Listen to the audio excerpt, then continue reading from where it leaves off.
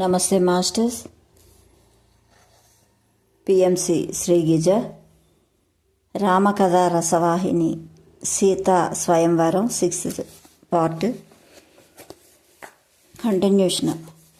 విశ్వామిత్ర మహర్షి రామలక్ష్మణులతో కొందరు శిష్య బృందంతో తమ పూర్వపు చరిత్రలను, స్థల మహత్యములను, రాజుల వృత్తాంతములను రేయింబగలు తెలుపుతూ మిథిలాపురికి పయనం చేయుచుండెను.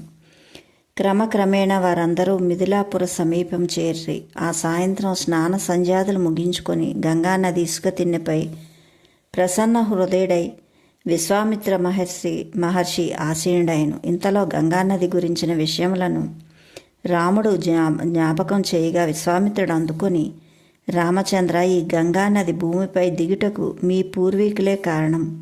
వారి పుణ్యము భూమిపై పుట్టిన మానవులు అందులో స్నాన సంధ్యాదులు ఆచరించి పునీతులవుచున్నారు. గంగానది పరమ పవిత్ర వాహిని, జన్మరాహిత్య మనోచ అమృత జలరూపిణి. శివుని జటాజూటమే ఆమె నివాస స్థానం. అందుచే ఆమె మంగళకరిణి, శుభదాయిని అని అనేక రీతుల గంగను కొనియాడుచున్న విశ్వామిత్రుని చూసి ఆశ్చర్యమున రామచంద్రుడు, స్వామి, ఇంతటి అద్భుత ప్రవాహమును మా పూర్వీకులు ఏ విధమైన శక్తియుక్తులతో భూలోకమునకు కొనివచ్చిరో విపులంగా తెలిపిన ఆ విషయం తెలుసుకొని ఆనందింతుము అని అతి వినయముగా అడుగగా విశ్వామిత్రుడు, రామ, వినుము. పూర్వం అయోధ్య నగరమును నరుడను చక్రవర్తి పరిపాలించెను. అతడు ధార్మికుడు, మహాపరాక్రమవంతుడు. అతని గుణగణములు మెచ్చి విదర్భ దేశపు రాజు కేశని అను తన ప్రేమపుత్రికనిచ్చి వివాహం గావించెను. ఆమె కూడా ధర్మిష్టి, సత్య సంభాషిణి అయితే ఎంత కాలమైనను వారకు సంతానం కలగనందున వంశాభివృద్ధి ఆశించి కేసిని అనుమతిని గూడాను బడసి సగరుడు అర్ధిష్టనేమి కూతురైన సుమతి అను ఒక సుందర సుకోమల కన్యను రెండో వివాహం ఆడెను. ఆమె కూడా సంతానవతి కానందువల్ల ఇక లాభం లేదని భగవంతుడి కటాక్షమును బడయగోరి ఇద్దరు భార్యలతో కూడి సగరుడు హిమవత్ పర్వతములలో భృగు మహర్షి నివసించు సెలయేటి గట్టుపై చేరి తీవ్రమైన తపస్సు చేయ మొదలెడను. అక్కడ అతను చాలా కాలం తపస్సు చేశాను. ఇట్లుండ ఒకనాడు వేకువజామున మహాసత్య సంపన్నుడైన భృగు మహర్షి అతనికి ప్రత్యక్షమై, రాజా, నీ తపస్సు చాలింపుము. నీవు ఈ లోకమున అసమాన కీర్తిని సంపాదించుతూ త్వరలోనే పుత్రానందము అందుకొనుము అనిరి. అతని పలుకులు వినగానే సగరుడు కన్నులు తెరిచి చూసి భృగు మహర్షిని నమస్కరించి, స్వామి, నాకిరువురు భార్యలు కలరు. వారల నమస్కృతులను అందుకొనుము, వారలను స్వయంగా ఆశీర్వదించుము అని తన భార్యలను ఇరువురిని మహర్షికి నమస్కరింప సైగ చేశాను. అంత పెద్ద భార్య అయిన కేసిని భక్తి శ్రద్ధలతో స్తోత్రము చేస్తూ శిరస్సు వంచి నమస్కరించగా, అమ్మా, నీకు వర్ధండు అయ్యే ఒక కుమారుడు కావాలనా? మహాబలవంతుడు, కీర్తివంతుడు అయ్యే అనేక మంది కుమారులు కావాలనా అని అడుగుగా ఆ ఇల్లాలు, స్వామి, వంశవర్ధండు అయ్యే ఒక్క కుమారుడు చాలని ప్రార్థించాను. అందుకు భృగు తదాస్తు అని ఆశీర్వదించి రెండవ సతి అయిన సుమతి నమస్కరించగా ఆమెను అట్టి ప్రశ్న వేయగా ఆమె మహాబలవంతులు, కీర్తివంతులు అయ్యే అధిక కుమారులు కావాలని కోరెను. ఆమెకు అట్లనే ఆశీర్వదించి అంతర్ధానమయ్యను. రామచంద్ర భృగు మహర్షి అమోఘమైన ఆశీర్వాదములు అందుకొని సగరుడు భార్యలతో తమ పట్టణముకు చేరుకొను. వరమును మనసున చింతించుచు కాలం గడుపుచుండ కొన్ని నెలలకు ఇరువురు భార్యలు గర్భం దాల్చిరి. క్రమంగా 9 మాసాలు జరిగిన తర్వాత కేసినికి ఒక కుమారుడు, సుమతికి అనేక మంది పుత్రులు పుట్టిరి. దినములు గడిచిన కొద్దీ ఆ పిల్లలు పెరిగి పెద్దవారవుచు తోటి పిల్లలతో ఆడుతూ పాడుతూ పెరుగుతూ బయట తిరగజొచ్చిరి. సగరుని జ్యేష్ఠపుత్రుడగు అశ్వమంజుడు అయోధ్యలోని చిన్నపిల్లలు ఆడుకుంటకు సరయూ నది ఇసుక తిన్నెలపై కొనిపోయి అక్కడ వారలను సరయూ నదిలో పడవ త్రోసి ఆ ఊరి పిల్లలు మునిగిపోడు చూసి తాను కూడా గట్టిగా నవ్వుచుండేవాడు. ఆ రీతిగా ఊరి పిల్లలందరినీ క్రమంగా చంపుతూ మహాఘోరమైన పనులు చేస్తూ కడపు పరమ దుర్మార్గుడని పేరును అందుకొనెను. అంత యుక్త వయసు రాగానే సగరుడు తమ పిల్లలందరికీ తగిన కన్యలు తెచ్చి వివాహం చేశాను. అయినను అశ్వమంజుడు తన పాపపు పనులు అనేక మానక అయోధ్యావాసులకు అనేక దుఃఖములు కల్పించుచుండెను. ఇట్లుండ అయోధ్యావాసులు ఒకనాడు సగరుని చేరి తమ బాధల్లో అతనికి జ్యేష్ఠపుత్రుడు సలుపు దుర్మార్గపు వృత్తులు తెలిపి గోలగా ఏడవసాగిరి. తన కుమారుడు ప్రేమను త్యజించి నిర్దయుడై వెంటనే అశ్వమంజుని రాజ్యమును విడిచి కానల కేగమని సగరుడు ఆజ్ఞ వేసెను. అప్పటికి అశ్వమంజుడికి ఒక కుమారుడు కలిగెను. కుమారుడు భార్యను తల్లిదండ్రులను వీడి అశ్వమంజుడు తండ్రి ఆజ్ఞ ప్రకారం అడవులకు పోయాను. కొన్ని సంవత్సరాలు ఇట్లు గడపగా అశ్వమంజుడు కుమారుడు అంశుమంతుడు పెరిగి పెద్దవాడై సర్వలోక సమ్మతుడు, సద్గుణ సంపన్నుడు, మహాపరాక్రమశాలిగా పేరుగాంచెను. ఒకనాడు సగర చక్రవర్తి మంచి ముహూర్తాన్ని చూసి అశ్వమేధ యాగం మొదలుపెట్టాను.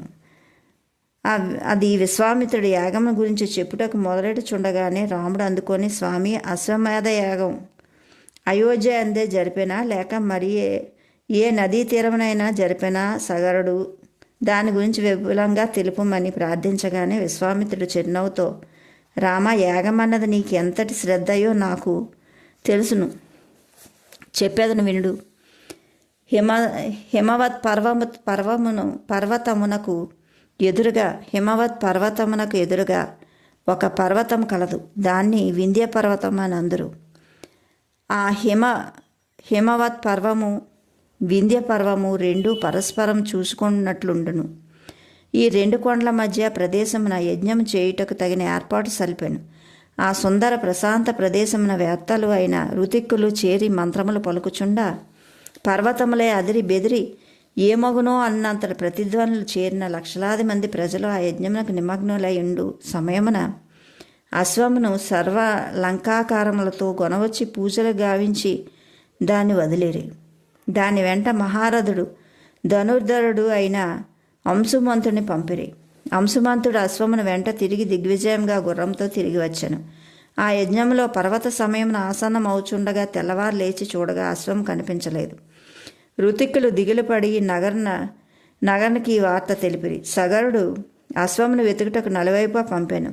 ఋతిక్కులు అశ్వము లేకున్నా రాజునకు అమంగళము అగుట వలన సగరుడు మరింత విచారగ్రస్తుడై తన రెండో భార్య కుమారులందరినీ సర్వాయుధ రథారూఢులై వెతుకుటకు పొండని ఆజ్ఞ చేయగా వారు రాక్షసులను, దేవతలను, నరులను శోధించి అడ్డుతొలగిన వారితో యుద్ధం చేసి భూమిలో లోయల్లో దాచియుందురేమో అని అనుమానించి భూమిని కూడా తవ్వుటకు పూనుకొండ్రి. ఈ రీతిగా శోధించి ఎచ్చట్నూ అశ్వము కనిపించనందున తిరిగి వచ్చి తండ్రితో తెలుపగా సగరుడు కోపించి, ఇట్టి అప్రయోజకులకు కుమారులుండి ప్రయోజనమేముంది? గుర్రం లేక వట్టి చేతులతో వచ్చి మీ మొహాలు చూడనని గర్జించి తిరిగి వెళ్ళి వెతికి గుర్రము చిక్కు వరకు నన్ను చూచుటకు వీలవదని తెలుపగా సాగర్లు తండ్రి మాటలకు రోషపూరిత హృదయులై మహా తీవ్ర పరిశోధన సలుపుతూ వెళ్ళిరి. పర్వతములు, గుట్టలు, చెరువులు, నదులు, గుహలు, ఊళ్ళు, అడవులు ఎన్నో తిరుగుతూ భూమి మీద అడుగడుగునా చూచూ వెళ్ళిరి. అట్లు వెతుకుతూ వెళ్ళగా ఒక ప్రదేశమున మహామునిగా ధ్యాన నిష్ఠుడైన ఒక వ్యక్తిని చూసిరి. అతని సమీపమున గరికను మేయుచున్న యజ్ఞాశ్వమును చూసిరి. ఆ అశ్వమును చూసినంతనే పట్ట సఖ్యం కాని ఆనందము, మునిని చూసి భరించలేనంత కోపము రెండు ఒకదాని వెంట ఒకటి వారిను ఉన్మత్తులు చేసెను. క్రోధంతో బుద్ధులు బెండబారెను. సాగర్లు పరిగెత్తి పైకొచ్చి, ఓ దుర్బుద్ధి, నీవెందుకు మా అశ్వమును దొంగిలించితివి అని అతనిపై కురికిరి. అంతా కపిలుడు కన్నులు తెరిచి చూసెను. కపిలుడు వారిని ప్రశాంత దృష్టితో చూసినను సాగర్లు వివేక శూన్యులే అతన్ని మరింత తోలనాడుచు అతన్ని కొట్టపూండ్రి. అంత కపిలుడు ఈ మూడులు మాటలకు లొంగువారు కారని గమనించి తన వారలతో వాదమునకు దిగుట మంచిది కాదని తెలుసుకొని వారల నిమిషంలో బూడిద గావించెను. ఎంతకాలమైనను సాగర్లు తిరిగి రాకుండా ఉండడం చూసి విచారించి యజ్ఞమును ఆపలేక ముందుకు జరపలేక విచారంతో నుండుటను చూసి మనుమడైన అంశుమంతుడు తాతకు నమస్కరించి, తాత, ఆజ్ఞ ఇచ్చిన గుర్రమును పినతండ్రులను వెతికి తెత్తినని కోరగా సగరుడు ఆశీర్వదించి పంపెను. అంశుమంతుడు రాత్రి పగల వెతికి అశ్వమున్న స్థానమునకు చేరాను. అక్కడనే తన పినతండ్రులు భస్మమై పడి ఉన్నారన్న గుర్తులు కూడా గమనించాను. పినతండ్రుల మరణమునకు విచారించి వార్లకు జలతర్పణం మొసంగుటకు అటు ఇటు తిరిగాను. ఎచ్చటను జలం కనిపించినందున విచారంతో మరికొంత దూరమేయను. అచట ఒక మహనీయుడు ఎదురేగి, నాయనా విచారించుకు, లోక హితార్థమై కపిలుడు మీ పినతండ్రులను ఇట్లు శపించను. దీన్ని దుఃఖించనక్కర్లేదు. లోకంలో నీళ్లతో తర్పణాలు వదులుట కంటే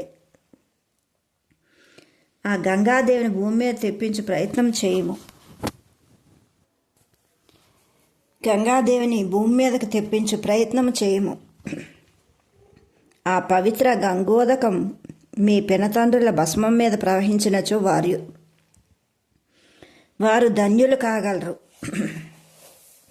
నీవు మొదట ఈ గుర్రమును కొనిపోము. తాతగారు సంకల్పించిన యజ్ఞమును పూర్తి గావించి తదుపరి మీ పినతండ్రుల సద్గతికి తగిన ప్రయత్నం చేపట్టుము అని దీవించగానే అంశమంతుడు మునికి